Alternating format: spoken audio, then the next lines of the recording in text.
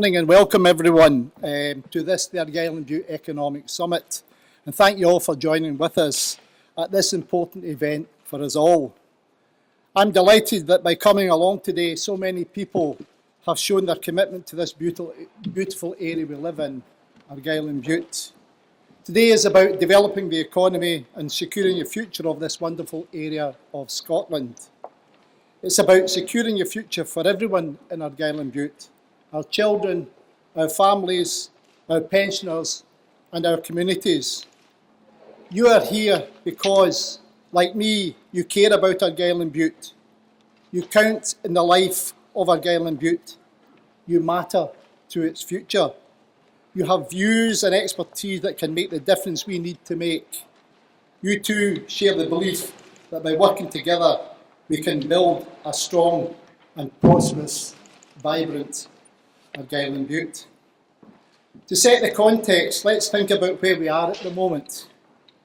Something that is very clear to me is that Argyll and Bute boasts an economy of opportunity. Despite the challenging financial times in which we are all living, economic investment is regenerating economies across the area. Businesses are starting up and sites are identified to welcome more in. We have a number of examples of these opportunities. People who live in our coastal towns are benefiting from the 30 million investment in major investment infrastructure projects. These will create even more reasons for people to live, visit and work in Campbelltown, Helensburgh, Oban, Rossay and Dunoon. Our economic development teams have supported people to start up over 100 new businesses and help 400 people into jobs in this last year alone. On top of this, more than 500 existing businesses have had support, and we have identified over some £900,000 of funding for local organisations. This includes groups run by and for people in our communities. We have invested more than 23 million over the past 3 years in the road network to keep our communities connected. And this includes the 7 million capital roads investment programme for this year. These financial commitments are matched by our determination to keep lobbying for a better transport infrastructure, like improvements to the A82 and the A83 you'll be relieved to hear, and the lifeline routes and the Gourock Dunoon Town Centre to Town Centre ferry service. New services like the Campbelltown to Androssan ferry link and the enhanced rail services between Oban and Glasgow are also keeping Argyll and Bute connected with central Scotland. To assist with housing need, our planning service plays a key part in supporting and encouraging people to live in Argyll and Bute, with 90% of all planning applications approved and decisions made quicker than the national average. Our new local development plan shows land allocated for 7,450 homes. That is around 7 years' supply. Through our Strategic Housing Fund and partnership working with registered social landlords, Argyll and Bute has completed around 550 new affordable homes and will do this by the year 2015. This averages around 110 completions per annum. In fact, in the first 4 years, we completed 100 more homes than our target forecast. Jobs are important too, and the plan highlights 90 hectares of land which can be used to bring more employment to people in Argyll and Bute. Argyll and Bute is one of just 2 national planning authorities considered to be exemplar in its practices. Our coastal location, a strength for local communities before today's motorway routes replaced yesterday's shipping lanes, could deliver significant benefits again, given the growing demand for renewable energy and the focus on marine science. Our young people are one of our biggest opportunities for growth, so to make sure that even more of our pupils are educated in the best possible facilities, we are investing some £25 million in brand new schools for Oban, Campbelltown and Dunoon, as well as £4.5 million of investment in our existing schools estate. All these and more offer great opportunities for Argyll and Bute, To make the most of those opportunities and stimulate further economic growth, we need people. We need people to invest in the area and turn those opportunities into successes. We need to attract more people to live and work in Argyll and Bute. We simply need to find ways of increasing our population. Here are a few statistics for us to consider. In the 10 years between 2001 and 2011, and this despite investment activity, strategic planning and best intentions by all the key players, the population of Argyll and Bute fell by some 3.4%. And when you break those figures down into some of the communities in Argyll and Bute, the percentages are even greater for us. We are one of only 5 out of 32 local authority areas in Scotland where this population decline is predicted to continue. The second highest decrease is expected here in Argyll and Bute. Now, if you think for a moment about what a decline in population could mean for you. If you're a business owner, it could mean fewer customers and the difficulty with recruitment of staff, in particular skilled staff. It could mean difficulty in providing our elderly people with the level of care we would like through the threat of reduced resources, and this is the population factor that is built into the local government settlement. And as well as this, if you're a parent, it might mean fewer childcare opportunities or recreation facilities. We must reverse this decline.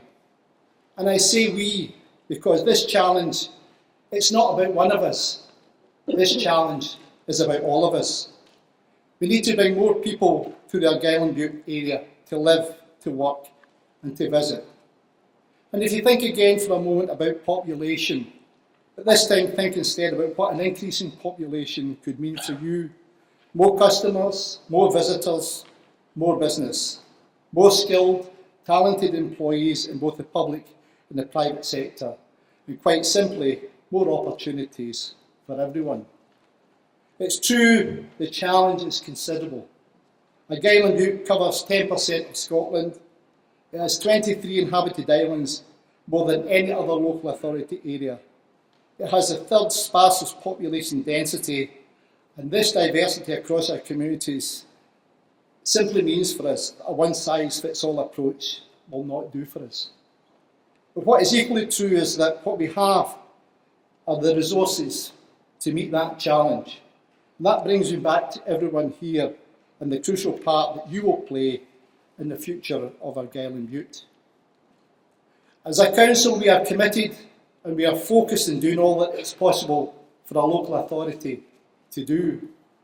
We know that others are backing Argyll and Bute too, and its common goal, that willingness to work together, that will help us all in our goal of securing a prosperous future.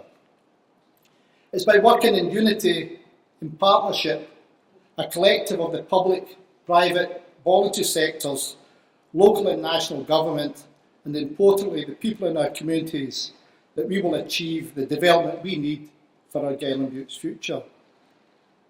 This is another area where we have not only opportunities, but a strong and good foundation to build on. An area where a lot of progress has already been made in building strong and effective working relationships through the Argyll and Bute Community Planning Partnership. This partnership brings together the Council, the National Health Service, emergency services and other key public sector organisations to work together in delivering our single outcome agreement. An agreement that was developed locally within our communities, with our planning partners and nationally with our Scottish Government colleagues. Paul Conway, the Vice Chair of the Community Planning Partnership Management Committee, will tell you more about the single outcome agreement. But what is vital in this is that its main driving force is the same as the reason we are here today. It sets out clear, shared objectives that we hope will deliver economic development through a growing population. So, we have opportunities, we have plans in place, and we also have ambitions and we have ideas. We have ambitions to bring the UK's first spaceport to Campbelltown. At the moment, we are working with partners in Highlands and Islands Enterprise and the Machrihanish Air Base community. The sky's the limit, and watch this space. We have secured 20 million borrowing consent from the Scottish Government to allow the LORNAC, the Tax Incremental Finance Initiative, to be implemented. Hundreds, as I've mentioned, of potential development sites are outlined in a proposed local development plan, and this includes 85 new business sites. We are working with technology companies and national government to support broadband rollout and increase mobile phone signal coverage in our area. And we are part of the Pathfinder North Partnership, along with fellow Scottish local authorities, which just recently signed a multi-million-pound contract for the provision of network services at the Convention of the Highlands and Islands. The Scottish Wide Area Network, or SWAN network, is a high-speed and cost-effective broadband service which will help people in rural and remote communities have more effective areas to local services. As well as this, it will generate for us all significant savings with the resources being able to be used elsewhere. But those are just yet another example of what we can achieve with more and closer partnership working together.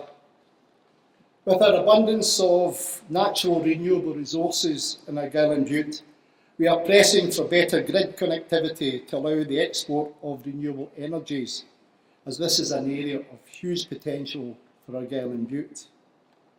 We're doing everything we can to make sure Argyll and Bute is in the best possible place to attract European funding through the LEADER programme. As I've mentioned, we have ideas.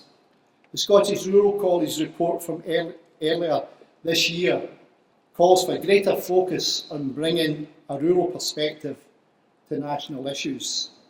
The last thing we need at this time as an area is to get caught in the gap between supporting urban areas, the Cities Initiative, and island communities, the Three Islands Initiative, with their unique needs.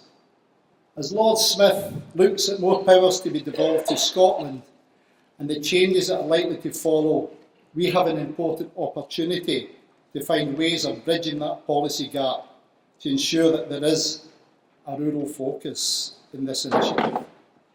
For example, what about a rural growth fund to help people in rural communities deliver their ambitions, their aspirations for growth, to promote vibrancy for them and success? What about bringing civil service jobs to Argyll and Bute's people, letting all of Scotland's work for the civil service, which works for all of Scotland?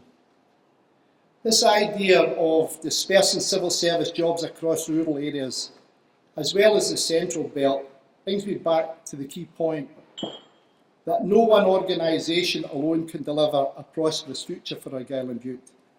It needs everyone involved in Argyll and Bute to come together and work together for Argyll and Bute. Looking round this room, I see knowledge, expertise, commitment, and most important of all, people who genuinely care about the future of this inspiring, promising, and unique area. You are here because you matter. You have a contribution that Argyll and Bute need you to make. Today I would ask you to give your views on these questions.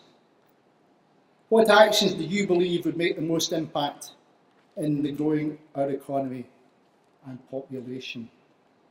What do you believe are the most significant barriers to growth? And I would also ask you to consider, what can you or the business or organisation you represent do to help grow our population and our economy? So today, friends, it's about turning expertise into intention into action and progress for Argyll and Bute. It's about building the prosperous future we know Argyll and Bute can have. It's simply about backing Argyll and Bute. Thank you all for being here.